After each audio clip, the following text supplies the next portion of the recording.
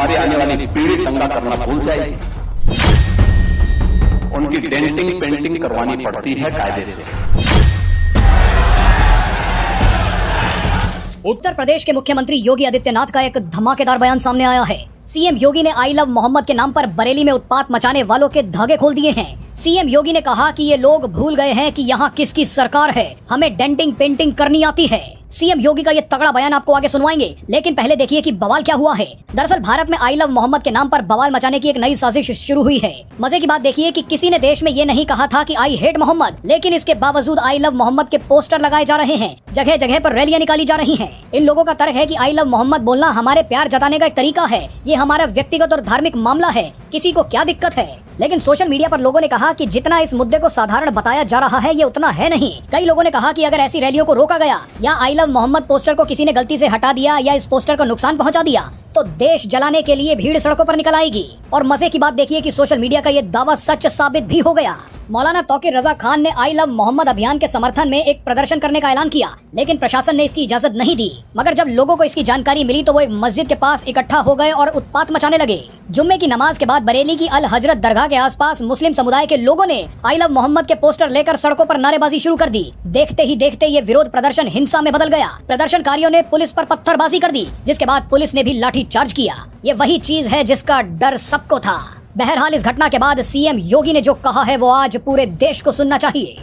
बुरी आदतें जाती नहीं लोगों के, तो उसके लिए उनकी डेंटिंग पेंटिंग करवानी पड़ती है कायदे से, जिससे उनकी बुरी आदतों को हम ठीक कर सकें।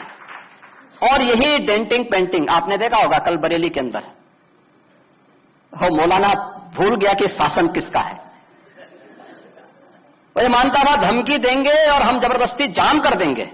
हमने कहा जाम नहीं होगा, कर्फ्यू भी नहीं लगेगा, लेकिन कर्फ्यू का सबक तुम्हें ऐसा सिखा देंगे कि तुम्हारी आने वाली पीढ़ी दंगा करना भूल जाएगी।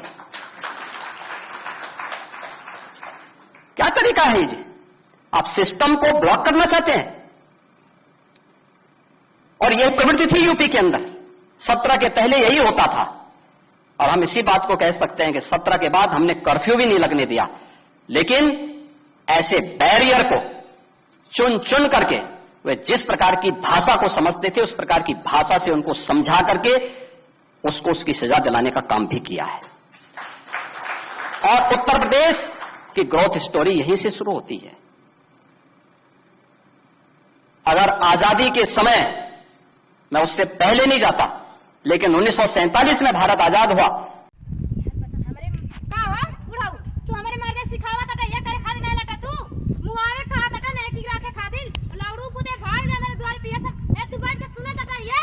हमन के बचाव हम कहते हमार बड़की वाली कन बा बुढ़िया हमार बहुत होशियार बबड़ा सेवा करेले हमार ऊ का सिखावा त के हमके मार धरा हमके तू मार धरबा भाग जा तो हार में हरारू तो एठी मेहरारू राखे पावन ना या आ दूध मेहरारू राखे खा त एठी मेहरारू गली गली भीख मांग के खातिया।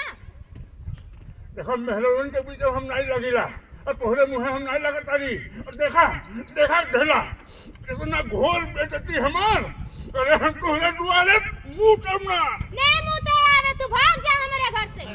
सिखावे अरे अजय तू का मर्दे मेहरारू के बाती पा गईला। ढेला तू बहुत पड़तई बा, अब बहुत पड़तई बा जातानी। हां जा कान का खैली हम अब तोहरे समझ में नहीं आवे। का भेलू अपन वाली तू? हां का भेली तोहरे समझ में नहीं तो बुढ़वा के बैठा के भाषा सुनाता ना ओकरा ही सिखावले तू बाटा ने दूध उठला के रखले के। जा घर में भाग जाते यहाँ पे।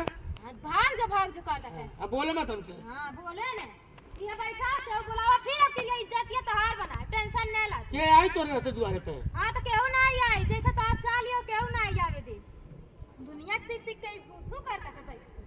बस